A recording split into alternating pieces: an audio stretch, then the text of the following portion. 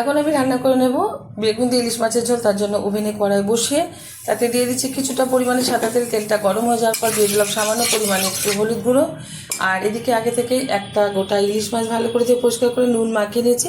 হালকাভাবে ইলিশ মাছটা ভেজে নেবো, বেশি ভাজবো না, একদম হালকা করে ভেজে তুলে নেবো একটা পাত্রে।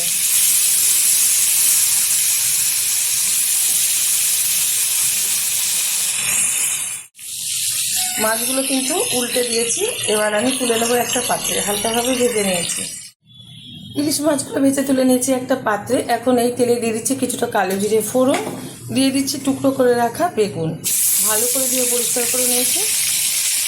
দিয়ে দিচ্ছি হাফ চামচ হলুদ গুঁড়ো, দিয়ে দিচ্ছি হাফ চামচ লঙ্কার গুঁড়ো। ঝালটা যা যা পছন্দ অনুযায়ী ব্যবহার করবেন। একটু নেড়ে চেড়ে নেব ভালোভাবে।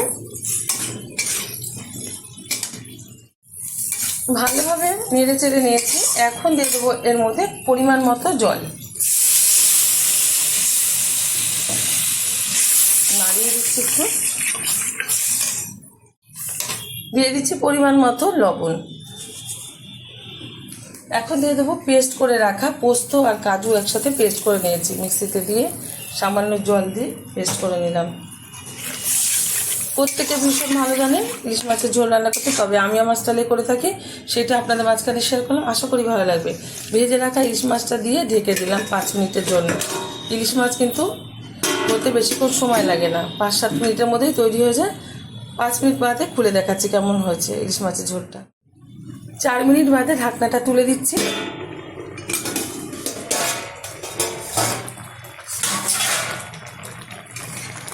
খুব ভালোভাবে ইলিশ মাছের ঝোলটা কিন্তু তৈরি হয়ে গেছে। ওভেনটা বন্ধ করে দিচ্ছি।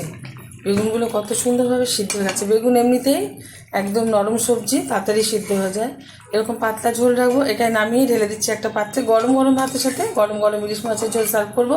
আপনারা অবশ্যই ট্রাই করবেন, আশা করি ভীষণ ভালো লাগবে।